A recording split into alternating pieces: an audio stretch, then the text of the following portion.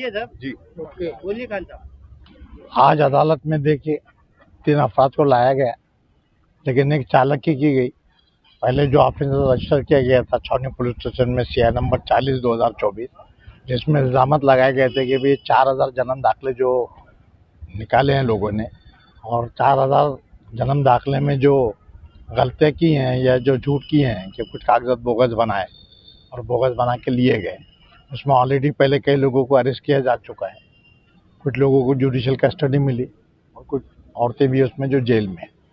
आज पुलिस ने नया मुकदमा दायर किया, नया CI नंबर 51 उसी छावनी पुलिस स्टेशन में।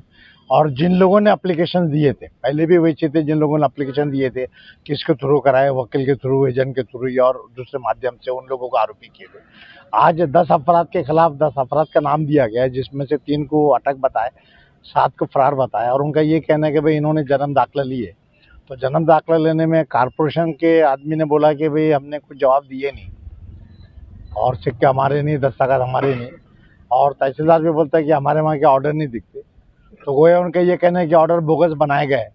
तो ये 10 जो अर्जदार थे जिन्होंने जन्म के दाखिले बनाए, किससे बनाए, क्या बनाए, उसकी हमको तफ्तीश करना है। और इसका इस्तेमाल कहाँ किया।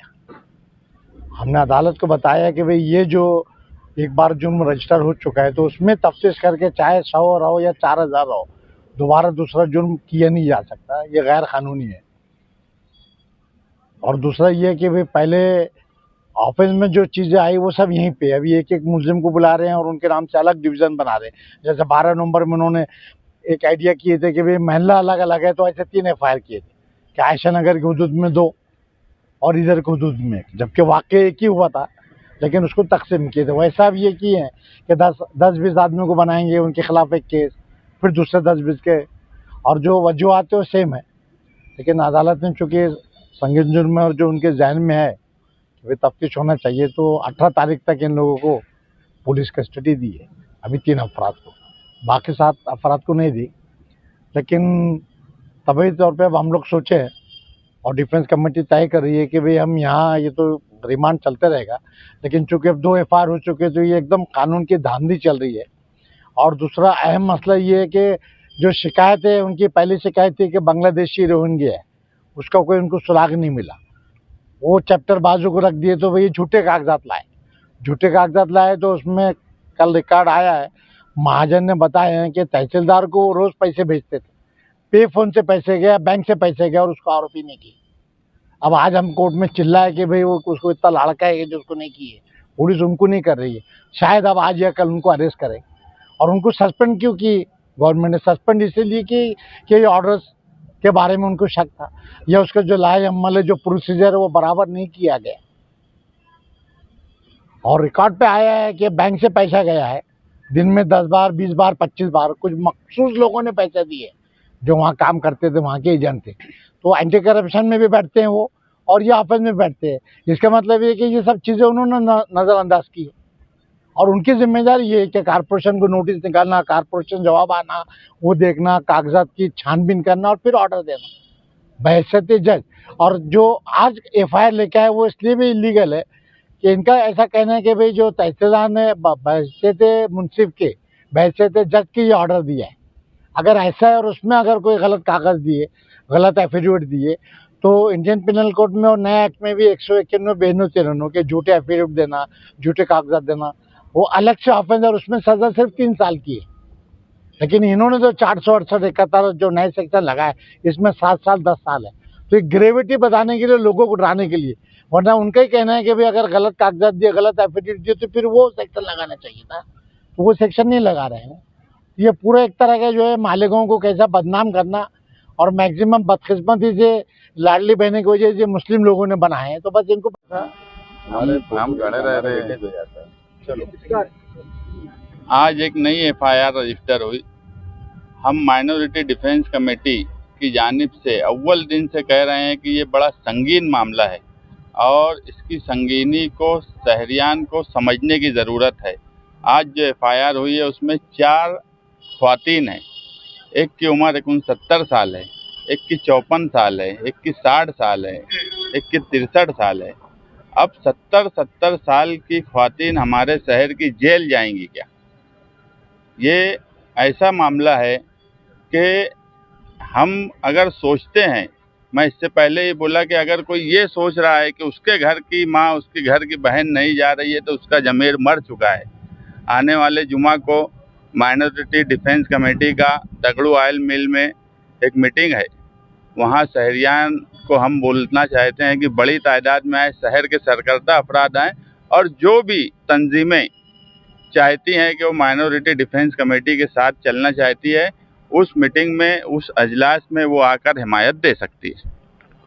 अजीम खान, एडवोकेट आरिफ शेख ने आप लोगों को पूरी कानूनी बात आप लोगों को बताई कि किस तरीके से 2 एफआईआर हो गई है। जिस तरीके से 12 नवंबर के अंदर 2 एफआईआर थी, एक आयो सिटी पुलिस स्टेशन थे पीआई और दूसरे डीवाईएसपी साहब थे उस वक्त के। इसी तर्ज के ऊपर ये केस भी आगे बढ़ रहा है। बहरहाल बहुत अफसोस की बात है कि 2 हमारी माँ जेल में है, सेंट्रल जेल के अंदर है, और अभी हमारी 3 माँ और बहनों को फरार बता दिया गया है, 4 को फरार बता दिया गया है। 19 इसके अंदर अभी तक आरोपी हो चुके हैं। ये बहुत अफसोस की बात है। बहरहाल खान साहब ने जिस तरीके से कानूनी बात आप लोगों के सामने रखा है कि 2 एफआईआर एक केस की नहीं हो सकती, जो कानूनी बात है उन्होंने कहा है। ज़रूर हम हमारे एडवोकेट अजीम खान साहब, एडवोकेट आरिफ साहब, एडवोकेट तौसीफ साहब, हकीम भाई और मैं, हम एक वक्त तो इस हफ्ते वापस हम मुंबई जाकर मुंबई हाईकोर्ट के वकील से बैठ के बातचीत करेंगे और हो सकते थे इसको वकील और उनकी जो डिस्कस होंगी मुंबई की, उसके बाद हम लोग आइंदा का कदम हम लोग बढ़ाएंगे।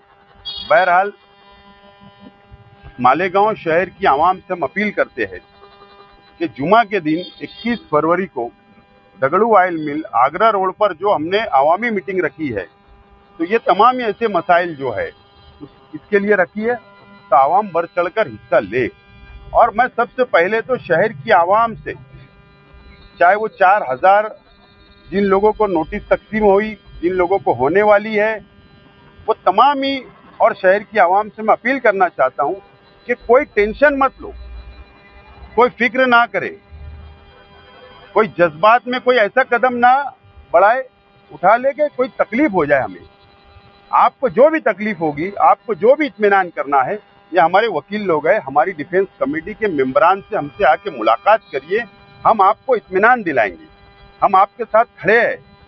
हम ये लड़ाई आखिरी तक लड़ने वाले हैं, हम बीच में छोड़ के भागने वाले नहीं है।